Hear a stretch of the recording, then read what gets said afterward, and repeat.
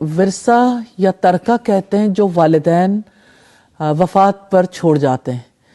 تو زندگی میں انصاف کرنا چاہیے, عدل کرنا چاہیے, اس اعتبار سے کہ لوگوں کے درمیان کسی قسم کے اختلافات بھی پیدا نہ ہو, اور ظلم اور زیادتی ہے اگر عدل نہیں ہوتا.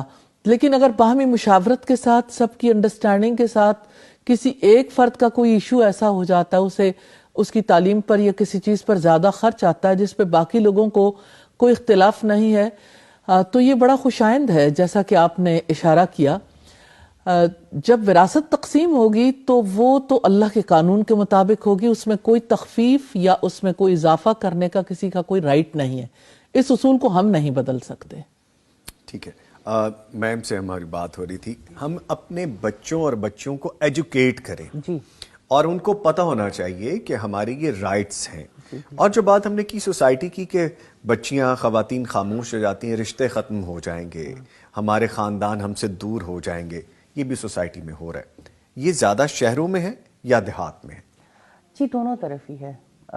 یہ میزریبل سچویشنز کیونکہ ہر وقت خواتین اور ڈفرینٹ حلقوں میں اور لوگوں سے ملتے رہتے ہیں, تو یہ بڑا انفارچونیٹ ہے کہ آپ یہ نہیں کہہ سکتے کہ پڑھا لکھا طبقے میں یہ رواج نہیں ہے, یا ایون معذرت کے ساتھ دیندار کیا اس حق کو پوری طرح سے ادا کر پا رہے ہیں. تو شاید یہ آپ کو یہ تفریق ہر جگہ پر ہی نظر آئے گی. بلکہ میں آپ کو یہاں پہ روکوں گا, میں چاہوں گا میں میڈم کو شامل کر لوں. میم, جب ہم ریلیجس ورڈکٹ لینا چاہتے ہیں, اگر ہم یہ بات کرتے ہیں تو پھر یہ بھی سوسائٹی کا ہی حصہ ہے, ہمیں اس پہ بھی گفتگو کرنی چاہیے کہ پھر کیا ذمہ داری عائد ہوتی ہے.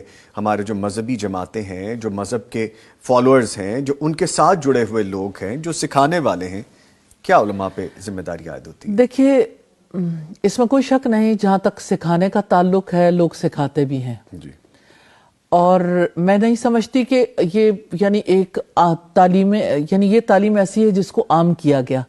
اور ابھی جیسے فائزہ صاحبہ نے اس کی طرف اشارہ کیا کہ آپ یعنی جیسے گڈ ٹچ بیڈ ٹچ کی تعلیم دیتے, اتنا سمپلیفائی کر کے اس کو لوگوں کے سامنے لانا چاہیے. بہت یعنی ابتدا سے ہی اس کے بارے میں ایجوکیٹ کرنا چاہیے.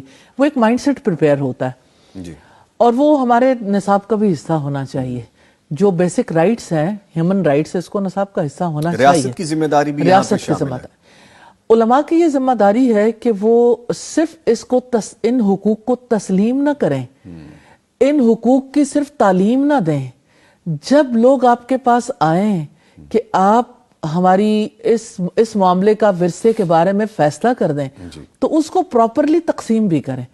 علماء تو اس بات پہ خوش ہیں کہ ہم بالکل اللہ کے قانون کے مطابق تقسیم کر رہے ہیں, لیکن بہت سارے ایسے ایشوز پیدا ہو چکے ہیں جس کے بارے میں علماء کے پاس شاید ان حقوق کا علم نہیں ہے کہیں, لیکن کہیں علم ہے بھی تو تقسیم کے بارے میں ابھی اصول ضابطے طے نہیں ہوئے, اور اگر اصول ضابطے پتہ بھی ہوں تب بھی پیچھے کر لیا جاتا ہے. میں ایسے علماء کے بارے میں یعنی میں نام تو نہیں لینا چاہتی, لیکن جانتی ہوں کہ جن کو یہ پتہ لگ جاتا ہے کہ یہ رائٹ ہے ایک بچی کا, لیکن وہ اس کو یعنی اوور لک کر جاتے ہیں. ٹھیک ہے, اوور لک کر جاتے ہیں.